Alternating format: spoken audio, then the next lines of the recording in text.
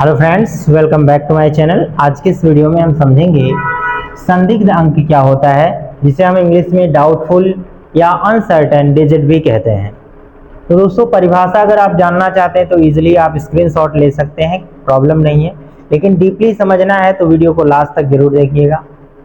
इसमें क्या कहते हैं कि जब हम किसी चीज को मापते हैं तो आखिरी अंक जो हम लिखते हैं वह पूरी तरह से निश्चित नहीं होता है, उसे हम कुछ अनुमान लगाकर लिखते हैं। इसी अंतिम अंक को ही हम क्या कहते हैं, संदिग्ध अंक कहते हैं। आइए कुछ एग्जांपल से इसे समझते हैं। जैसे मान लेते हैं कि हमने किसी पेंसिल की जो लंबाई है वो टोटली हमने कितना माना, 5.3। उदाहरण के लिखेंगे यहाँ पर, उदाहरण किसी पेंसिल की लंबाई, किसी पेंसिल की लंबाई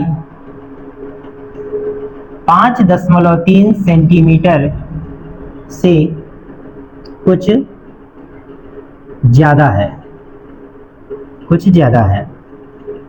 ठीक है, अगर वो कुछ ज्यादा होगा तो आप क्या करेंगे। जैसे यहां पर देखिए 5 यहां तक है, 1 2 3 यानी यहां तक आया, और इससे कुछ ज्यादा हो रहा है, मान लीजिए थोड़ा सा यहां तक आ रहा है, तो आप उसे क्या लिखेंगे, 5.3 नहीं लिखेंगे, उसे आप क्या लिखेंगे, 5.34 लिख देंगे।